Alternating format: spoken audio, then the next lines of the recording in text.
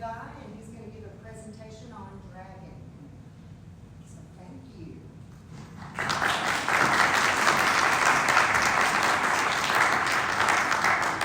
Thank you, Adrian. Thank you all for, we'll get her sound all straightened out there. Thank you all for coming. This is a guy that I like to talk about. He is pretty fascinating. I'm not going to go into a whole lot of detail about him because I can stay up here all night. We'll kind of hit the main points about him and some history that surrounded him. But he was the last of the Cherokees called the Great Warriors. It was sort of an office or a title that certain Cherokees had. And he was sort of the last one of those, and really the last warrior leader of the historic Cherokee before they really started to assimilate into European or white American culture. So he's born, and like all good Cherokee stories, there's about 5 or 6 different versions, but for the most part, people think that he was born in Etowah. It was on the Big Island, and if you're going up Highway 411 today, you cross over the river just out of Von Orr, the river to your left as you're traveling north, there's a big brick silo down there. Years later, there was a big farm and nursery and whole big business down there before they built the dam, built the lake. But that was the island that supposedly he was born on. He was born in we think mid to late 1730s, and he was the son of Atacalco or Agukalu, which is interesting because as his father ascends into Cherokee leadership, and if you're familiar with most of the Fort Loudon story, he's a big major player in that because he was kind of the peace chief.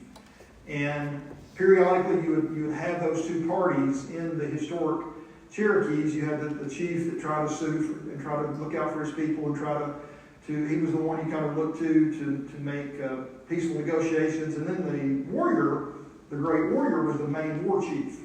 And he, of course, his job was to recruit young warriors, and they trained under him as young warriors and went out on their expeditions throughout the southeast, actually all the way up into the Iroquois nations and down south as far as Florida, seeking scalps from rival tribes, and they had done that historically. Of course, they did that against the white settlers too. So, as the son of Atacalco, he was also the cousin of Nancy Ward, who we all know was very helpful to some of, or a majority probably of our white folks that came down, the settlers that came down, and she helped avoid some massacres and did a lot of things. We know quite a bit about her, but he did not share her penchant for peace nor his father's inclination to be a peace chief. He was his own man, and I think even that, growing up in the family that he grew up in, may have affected how he developed into an adult. So how he gets his name, Dragging Canoe, that's kind of an odd name. There are a lot of Cherokee names like Kelowna and Raven and things like that you find that were sort of common, just like Jack and Joe are today in our language. So Dragging Canoe is very unique. And if you don't know the story, supposedly his father was about to go on his own quest, if you will, to take his own war party out, because sometimes even the peace chief would recruit warriors and go out. And there's some documentation about Atacalco doing that. He would go out and fight if he needed to. And so supposedly he is recruiting some young warriors to go and I think it was maybe fight the Shawnee, and they're in their canoes, and his little boy that he hadn't really gotten a name yet, was just, I want to go. And so as the story goes, he reaches and grabs one of those big, heavy dugout canoes and starts dragging it to the river. And the Cherokee in the boats began to yell, "See you, good see me! See you, good see me!" It means the canoe, he is dragging it. And that's how he got his name, and that just kind of stuck with him for the rest of his life. It would be anglicized in a much scarier version of, the whites simply called him the dragon. And for obvious reasons that we'll get into. So, like I've already kind of touched on the warrior culture. The women in Cherokee culture had a lot of influence, but they generally birthed the children. They did the gardening. They processed the hides that the men went out. And usually men were either hunters or warriors or both. They did that type of harvesting game, and then they were to be a warrior was a big deal, and you proved yourself by going on in these war parties against your enemy and bringing back trophies, either in the form of slaves or prisoners of other tribes or white settlers, if that were the case, and of course things like scalps. But guns and blankets and any kind of dude, they had clothing. They wore their enemy's clothing that they had defeated, and that was a big deal to them. Anything, sometimes you'll see pictures, and there may be one come up here in a minute. So these French and English officers would wear this medallion. It's sort of like, if you turn it up sideways, it looks almost like a crescent moon with round edges. It's called a gorget. And it was like the last piece of what we would look at and consider today as armor. As a knight would wear. It was a piece that a knight, it was a gorget, protected the neck. Well, after suits of armor went out of fashion and use, mostly because of the firearms, those old suits of armor had the crest of the king emblazoned on it, on those knights. And so that became basically a symbol of honor. And you'll see old pictures of a lot of kings and military officers wore those because that indicated that they were an officer. And sometimes they would be emblazoned with the king's insignia and stuff like that. So when the Cherokees would encounter them and they would see how the other soldiers deferred to the guy with the gold thing on his neck, they wanted that. And so they adapted that mode of dress. And even in some of the old pictures that are passed down to us, they're wearing those gorgets. So even clothing sometimes was a trophy of war, if you will. So he grows up in the 1740s, 1750s. I think it's interesting. It's interesting to me because this kind of coincides getting into the 1750s with the Fort Loudon story, the construction of Fort Loudon. He had to have been there. He's living in the Overhill area. He is of the age, and we don't really know. There's really no documentation of him. So we will just assume that he was a member of that warrior class that probably took place, or took part in the siege at Fort Loudon, probably and very likely took part in the massacre that we talked about last year. And so we can't prove that. There's just no. They didn't keep rosters. The Cherokees didn't. Of course, they couldn't write at the time, and so we don't always know unless they turn up in some of the military records or the colonial records. So we can just assume, knowing what we know about their culture, knowing about how old he was, that he is growing into manhood in the mid to late 1750s, and so he probably would have been part of that. So one would imagine, just based on what we read, that he was probably a member of Oconostota's young men, that he would have followed Oconostota, who at the time was the great warrior. Another guy I love talking about. He's a fantastic leader and just like I said, we're a lot talking about him, but he probably fell in under him. There was another fairly well-known chief at the time, a war chief, Ostinaco, or Judd's friend, sometimes he's referred to, and the two of them were very involved in the whole Fort Loudon story. And so he could have been a young warrior following either one of them, and to be honest, probably it's very likely. So we do have a few things that are passed down to us by some of the contemporary people who were writing back then. Traders and things that some of the colonial people wrote down. So evidently, Etowah was a small man. He wasn't a tall, raw-boned guy like Oconostota was. That he was sort of a small man. They called him the Little Carpenter because of his height. And so some historians say that Dragging Canoe was sort of built like his father. He wasn't a big, tall man, but he was solid. He was sort of portly. And he's described as fierce and coarse-featured. There is some conflicting stories about whether or not he had smallpox. And it seems to me that when you study Dragging Canoe, some of the writers attribute things to him that other writers attribute to Oconostota. And they kind of get the two sometimes mixed up. And so I'm a little on the fence. I don't know. There's several references to Oconostota having smallpox from contemporary sources, but not as many seemingly about Dragging Canoe. He spoke very little English. He could speak a little bit, but he was as Cherokee as he could be. And when I say that, let me just throw that in here. There's some evidence that Etowah wasn't Cherokee.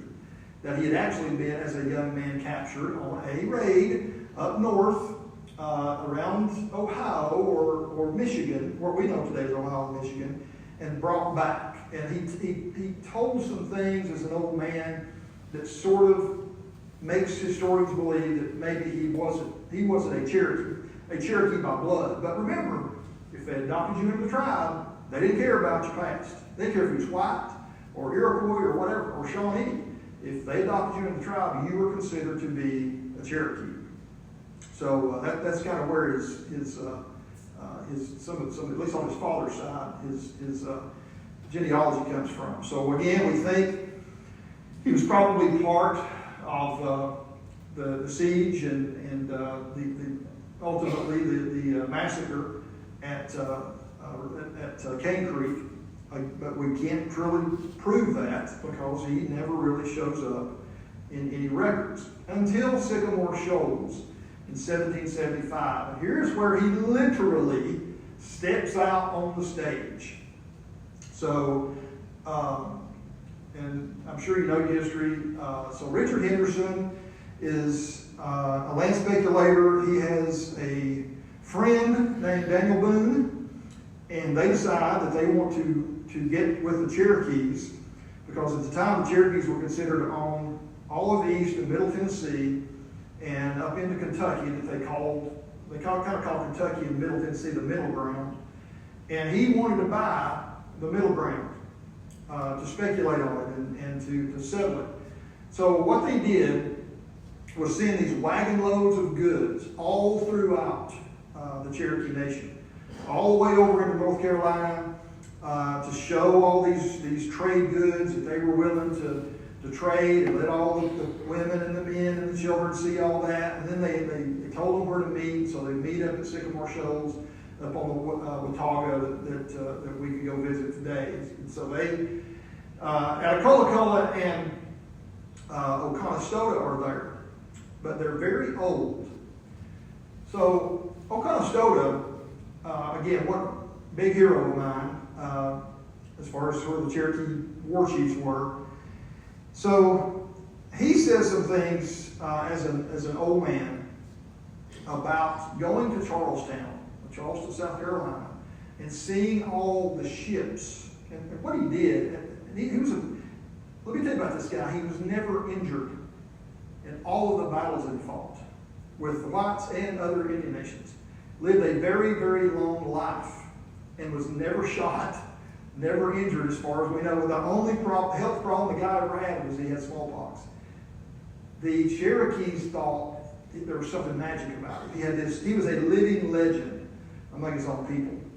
So, so he was very military minded and very smart, which is another reason he probably was never shot or stabbed or killed. But he had seen the might of the English. And he had grown older watching all of these, a lot of bad things happen to his people.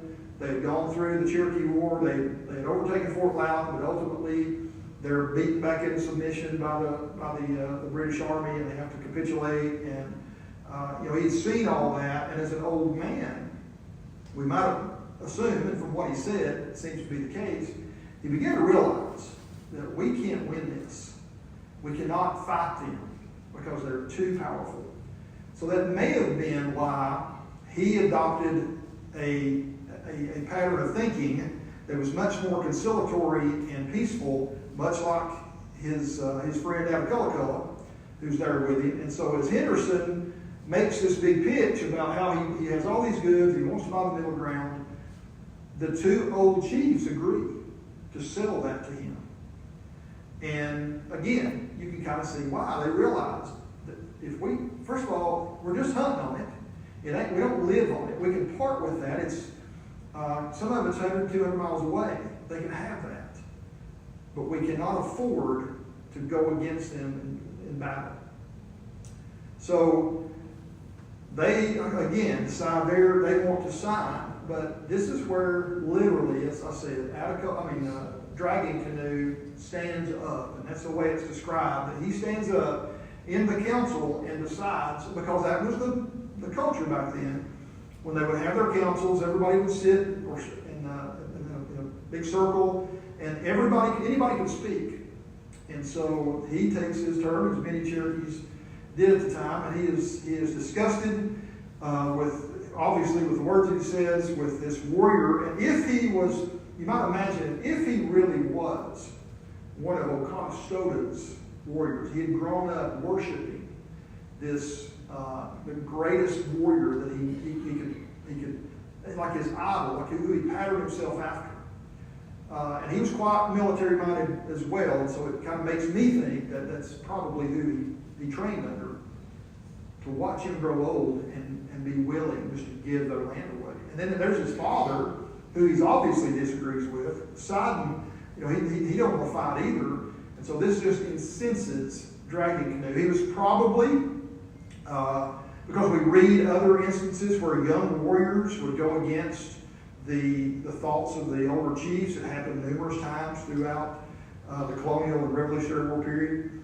So here he is, a younger man, and he's probably sitting there with all of the younger braves, and they don't like it, and the younger warriors, and they're just disappointed. And so he turns into kind of being their voice. So he rises and addresses the council. Whole Indian nations, he says, have melted away like snowballs in the sun before the white man's advance. They leave scarcely a name. We had hoped that the white men would not travel beyond the mountains, but they have passed the mountains and have settled upon Cherokee land. They wish to make this treaty, but they will only come on more of our lands. Later on, he'll say, such treaties may be all right for men who are too old to hunt or fight. Reckon who he meant that toward. As for me and I have my young warriors about me, we will have our lands. And so you see those veiled threads. I have the young warriors now. I have the support of these other young warriors. We're going to have our land. And I think I've got one more little quote here. But they go ahead, and the older chiefs agree to sell. And so they signed this agreement with Henderson and Boone there. And he tells, supposedly, Boone and Henderson, you have bought a good land in Kentucky, but you will find it a dark and bloody ground. And friends, he wasn't kidding. He made a very historically documented statement there that had been passed down to us, that because there were some people there keeping minutes, and so a lot of that's where we get these quotes from. And so he very quickly, within just a little bit, he goes, and as part, the Cherokees get together and they have this three-pronged attack, and he is going to lead one prong of it against basically all of the settlements in upper East Tennessee. And And this is before anybody had settled on the Cumberland River. That was the closest settlements across the mountains to the Overhill land. And so he is one of the leaders, and he goes to the Long Island settlement. That was basically where Kingsport is today. And then they attacked the Watauga settlement, and what's the other one, Charlie, do you remember? What's the river that David Crockett was born on? I'm counting on, yeah, the Nolichucky. I think there was the 3 settlements, if I'm remembering correctly. That's why you're here, Charlie. You got to back me up on stuff. I don't know. So I think those are the 3. And if I'm wrong, that's on me. So they attack. The 3 attacks they're not really successful. They don't really drive those settlers away. But Dragging Canoe is injured. He's shot through the thigh and loses a lot of blood and almost dies, and walks with a limp the rest of his life, according to some of the contemporary people. They go back to the Overhill towns, and he is still railing about wanting to fight. And the older chiefs are just, we're not going to do that. They're speaking out against it in council. So finally, he just decides, we're leaving. I'm taking my young warriors, and we'll just go somewhere else. And so they go south to what we know today in Chattanooga, and they settle along Chickamauga Creek as it flows into the Tennessee River there, and establish some towns. There seems to have been maybe some prehistoric towns at some point, and those may have been some hunting camp sites too. The Cherokees would sometimes leave their main villages and go into even places like McMinn County or other places in Monroe County, camp for a season with their family, their kids, and their wives, and go out and hunt. They'd come in and process all the meat, and then pack it all up and go back to the towns for the winter. But they would call those hunting camps a town. We think that the term Pumpkin Town, that Athens has a Pumpkin Town festival, and it's fairly well documented that it was close to Athens. We think that might have been where that originated from, as kind of a hunting camp. But these Cherokees had separated themselves from the Overhills, and they kind of began, because they were so far south, or 50, 60 miles south, and so they start to be referred to, because they lived on Chickamauga Creek, as the Chickamaugas. So you have the Cherokees living in the Overhill, and then over in North Carolina, you have the Chickamauga, or Chickamauga Cherokee, living down a little bit south. And they'll involve other people, and we'll see in just a minute. It won't just be Cherokees eventually. So again, they call this guy. He developed a pretty fierce reputation among the settlers. And remember, treaties were treaties, and they would set boundaries, and white settlers would go beyond the boundaries. There's no question.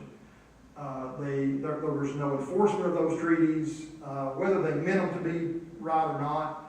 They would creep into those lands. Sometimes it just might be somebody come in and build a cabin, and while they go here, they might attack this family and kill this family. Well, 2 more have moved in over here, 20, 30 miles away.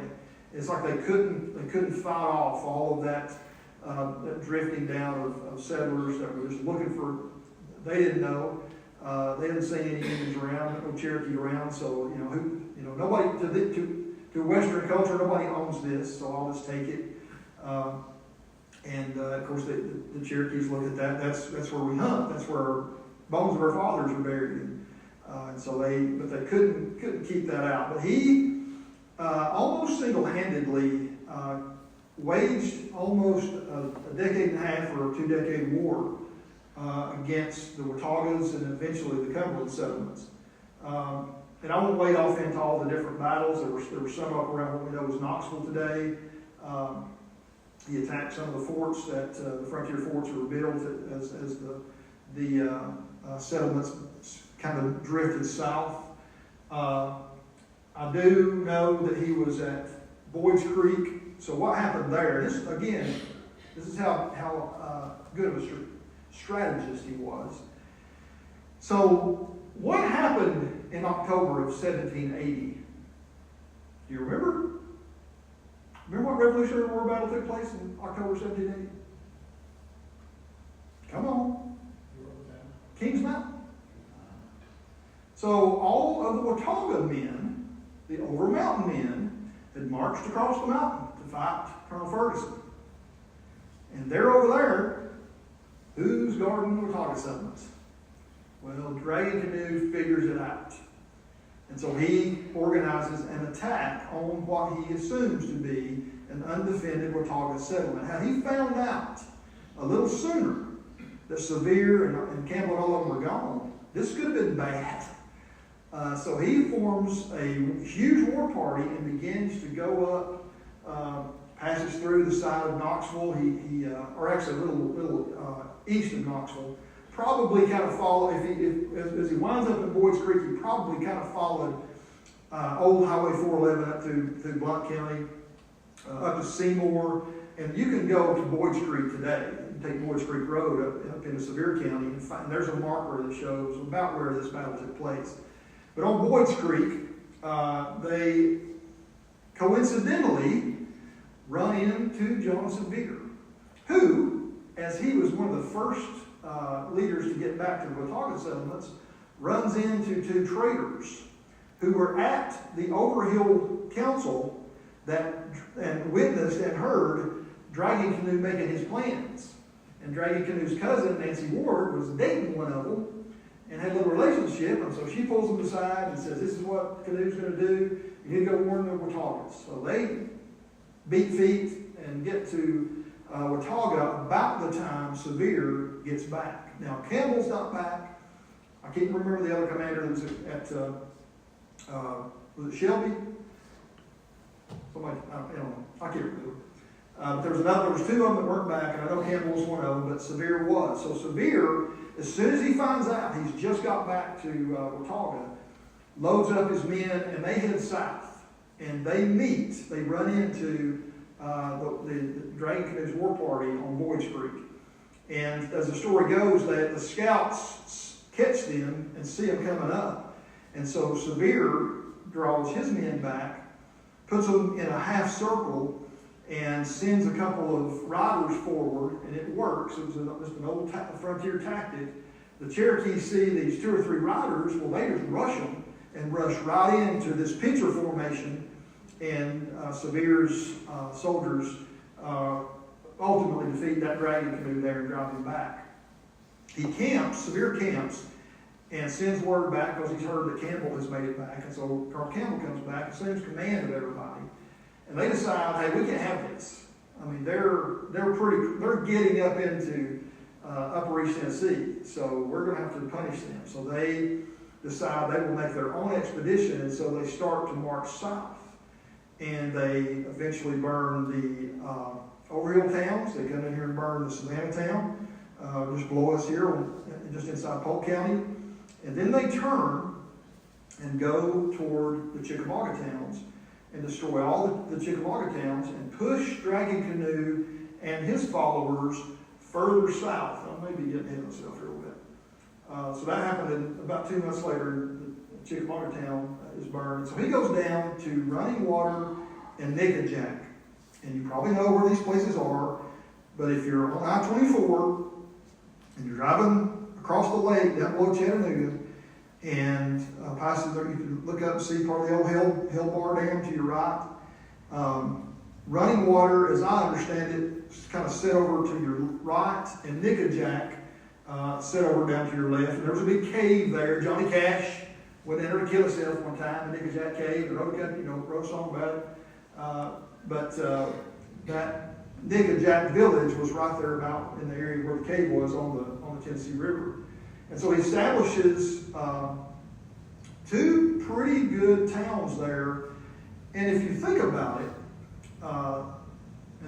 how much of, and sometimes it was referred to as the Citadel. Because remember, when you drive through there today, and you're crossing, it's beautiful, that water's all around you, and you kind of go across the causeway there that they built, going up toward Manchester and places like that.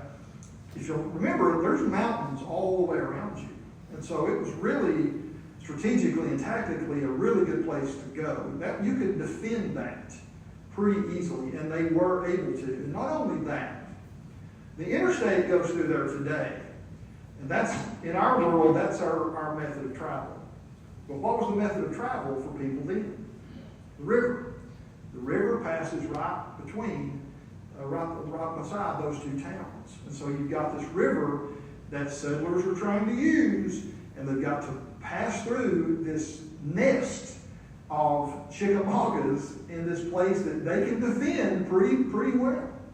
So they basically, and they start to kind of get a reputation of being a place that any renegade can go to. And so they've got these runaway African slaves. They've got other disaffected Cherokees and British deserters, traders, half-breeds. I think there's a couple of French guys somehow made it. And it's just a conglomeration of different nationalities and different people that just kind of go there, just kind of the lost and the weary that just kind of wanted to go somewhere, make their own way, and just fight it out.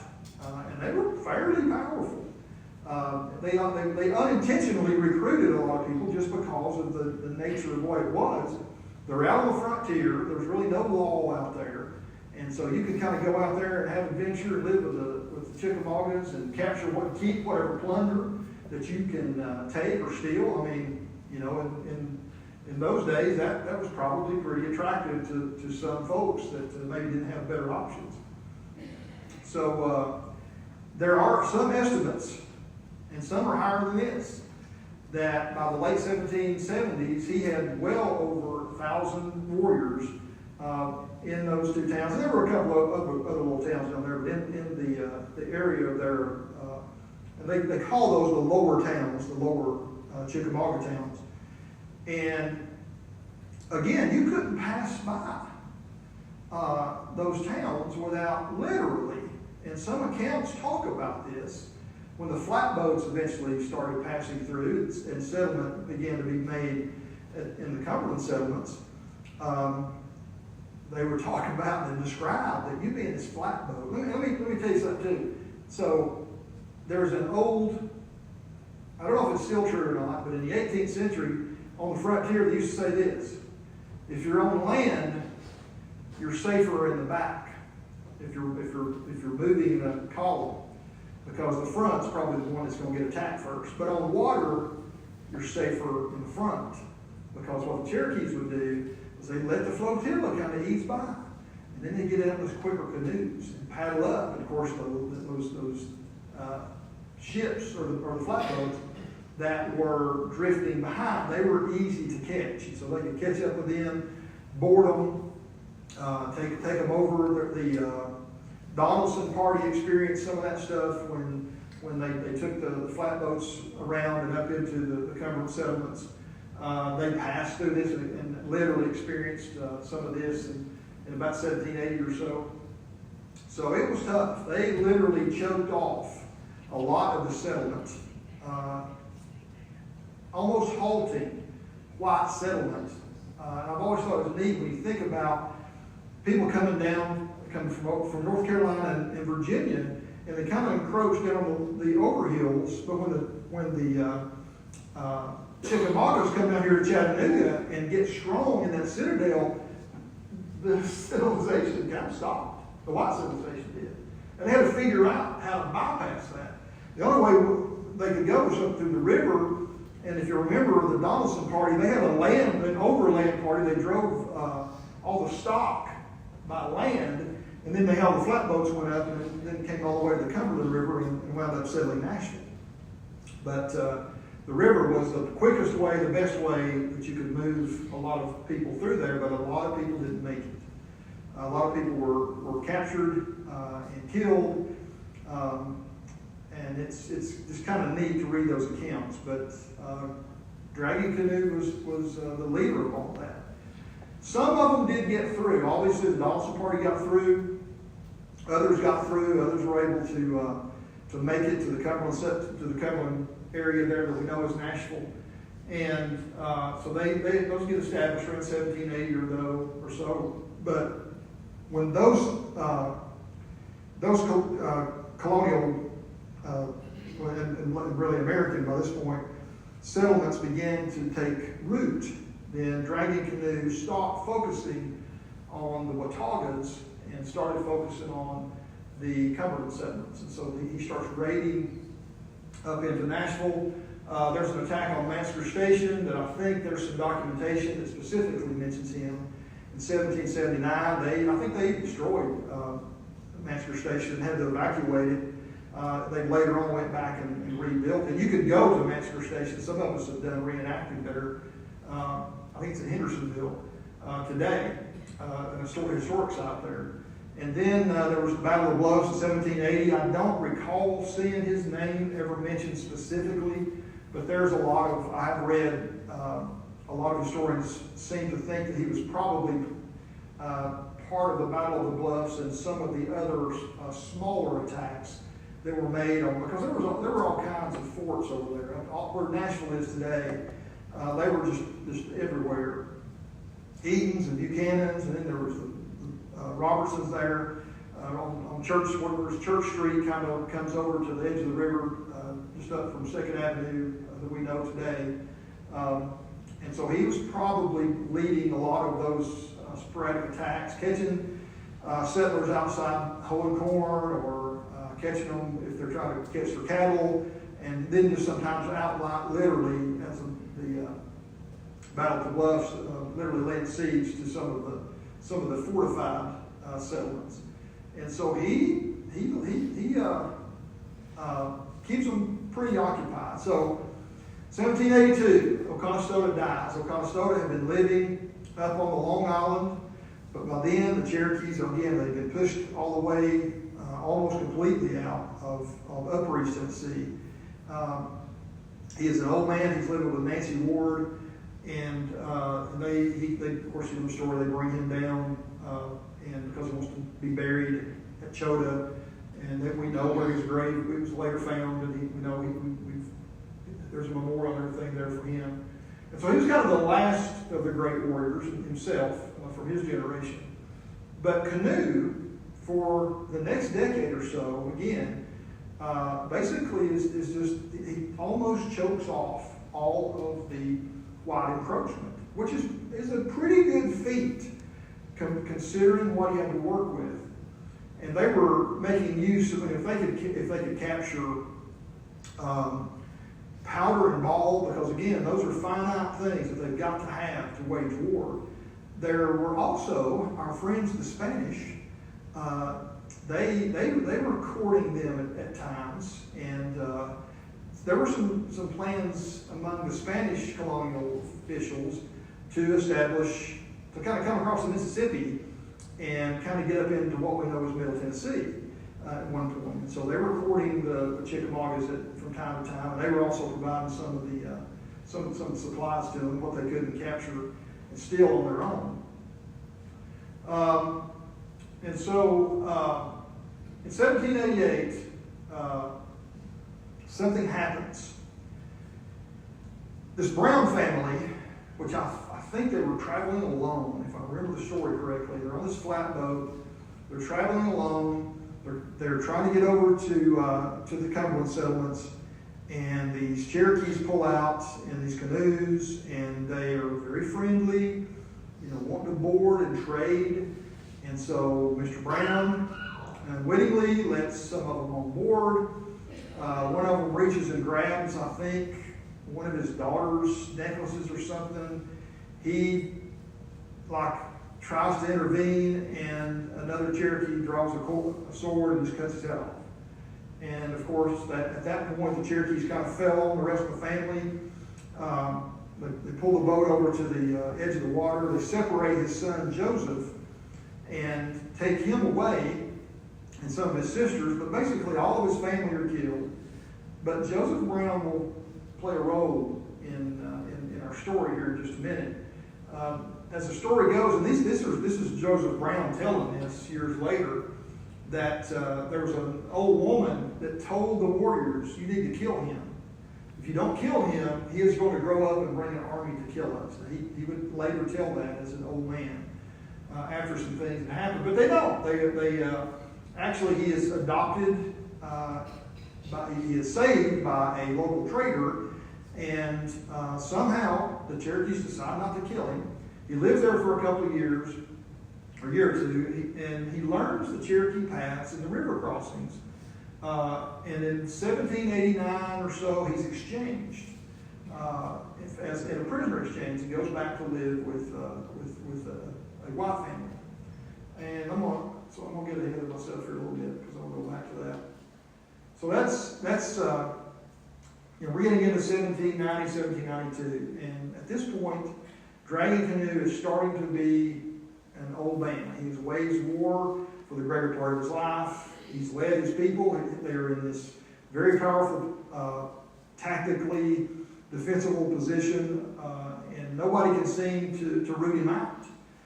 So, unfortunately, in late February, early March, as the story goes, there is a great war dance, and they would do this before they would go on the warpath and go with the war parties. They would have these big dances and to build up the fervor and paint themselves up and just kind of get part of their culture, but it's also just kind of part of just firing each other up to get on the warpath, and their dancing would reflect I'm going to kill so many warriors, I'm going to take so many scalps, and other movements of the dance and things like that.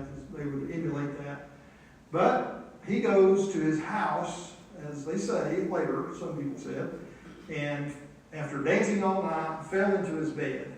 And the next morning they found him dead, basically from exhaustion or a heart attack or something. And they bury him there at Running Water Town. But that same year, so there's two things that will spell the end of the Chickamaugas. The first thing is Dragging Canoe's death. They lose their very influential, very passionate war leader in Dragging Canoe, and nobody ever really. He had some lieutenants, but they really weren't able to really step up the way he had. But the other thing that ultimately spells their doom. You remember we just saw the slide on Joseph Brown, who had suffered the loss of his family, lives with his Chickamaugas for a while, but learns all the paths and secret passages through the mountains. Gets ransomed in 1789. It's 3 years later, the very self-same year that Dragging Canoe dies, just by happenstance, Brown makes it to settle in the Watauga settlements. And when he gets up there, he shares his story with Robertson, with James Robertson and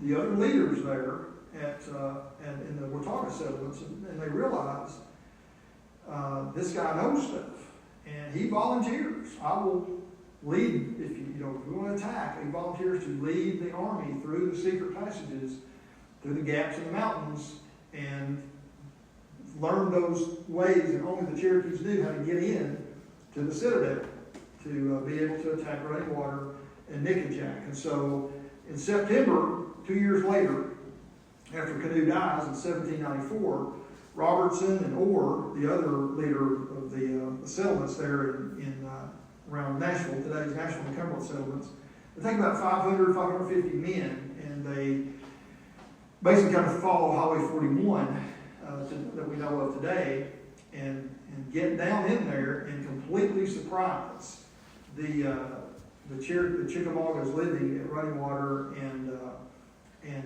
Nickajack, and they put up a poor defense because they were completely surprised because they were able to get in there with the information and the guidance that Joseph Brown had provided, because he lived there and he knew how to get into those towns, and literally wipe all of the Chickamauga towns out and disperse all of the warriors.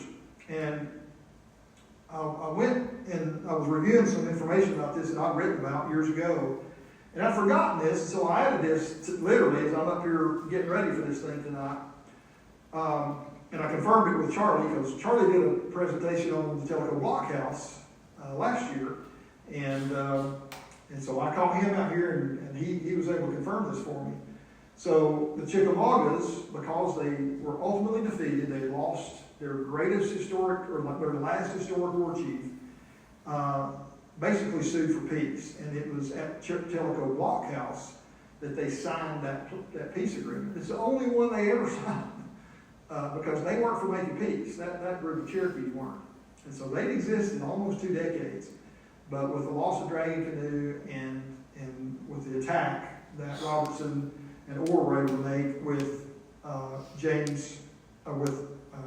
Brown's information, Joseph Brown's information, and completely break the back of what was the last warriors of the Cherokee, and so they sued for peace, and it's at that point that you start to see a shift out of that warrior culture.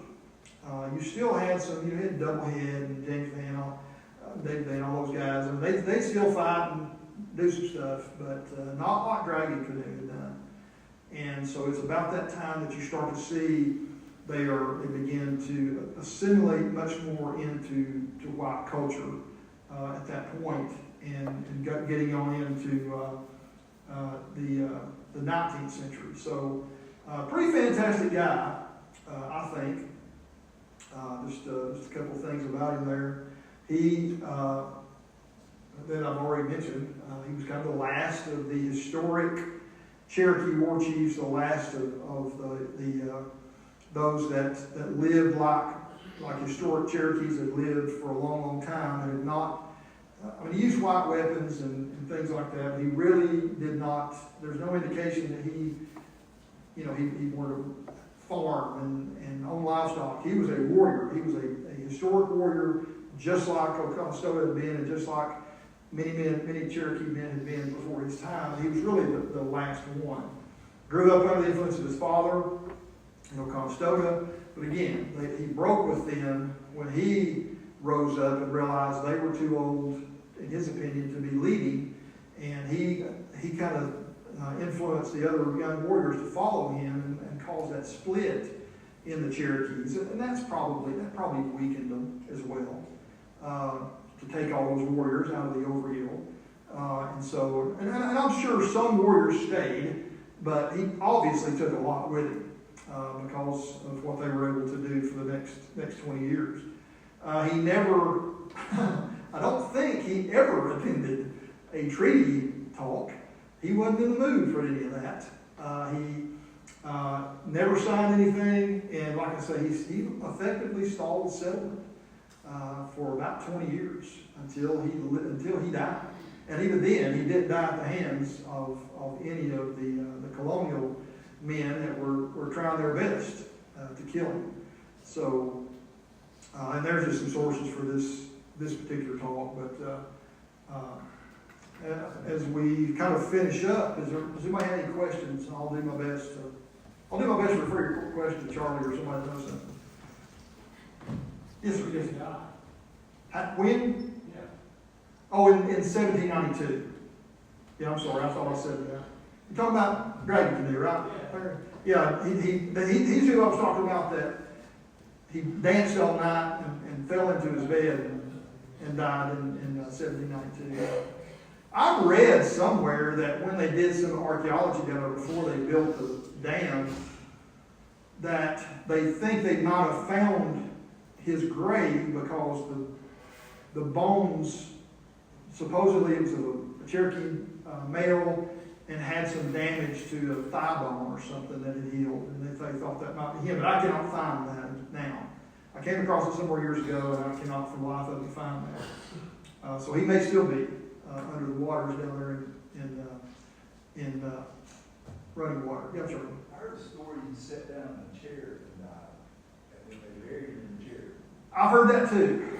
They're like all good stories. That he may have sat down in a chair in his house and died.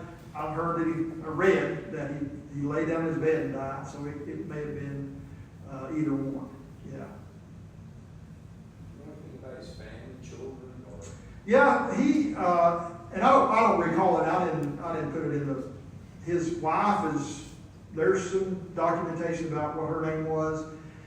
A Dragging Canoe Jr. turns up later on. That seems to have been his son, but I think he lived in the 1830s around the time of the removal. But he didn't really, just didn't turn into the leader that for whatever reason, that his father had been. But he did have some children. And there are some people, I'm always hesitant to put a whole lot of faith in some of the genealogy into the Cherokee people because records were so scarce back then to connect them specifically. I think it's always funny that when I think it's good intentioned folks who are just very proud of their history, but they always seem to be descended from somebody very famous, as opposed to I just descended from some random Cherokee warrior or Cherokee woman. It's always like Dragging Canoe or Nancy Ward. But there are some families that can trace some of that back because they were able to kind of catch up on some of that Cherokee genealogy on the roles that they did during the removal, and then the families were able to at least have a document to go back. And they kind of knew who some of those people were as they related to some of these historic figures. So some families can trace that back. I think Lamont is actually a descendant of the family. Maybe not a direct descendant of Dragging Canoe, but she was telling me that they'd done some research. They seem to have descended one branch of her family. And so it wouldn't be uncommon if somebody did. What else? Any other questions? Yes, sir. Andrew Jackson, and was he alive during this? Could this be why he was kind of so pro the removal of Cherokee? He was alive then, but they never really crossed paths. He kind of arrives in the Cumberland area, Cumberland settlement area later. There were still some things going on, but he had already, by the time he gets over there, most of this stuff had already happened. He was born and lived in North Carolina, and then migrates to Knoxville, and eventually gets over to Lebanon and Nashville, and practices law, and gets into politics, and becomes who he is. But they were all of this had already kind of happened prior to him getting over there. He probably heard the stories, and he obviously had some interactions that he didn't like with the natives, and developed his ideas of removal and so on and so forth. So, but maybe not directly tied to this.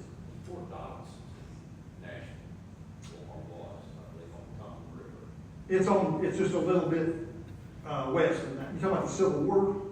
Not talking about, was that established at that time, when he was around Fort Dobbs? No. Was that Civil War area? They're Civil War. Now the Donaldsons, they had a big farm on the Stones River.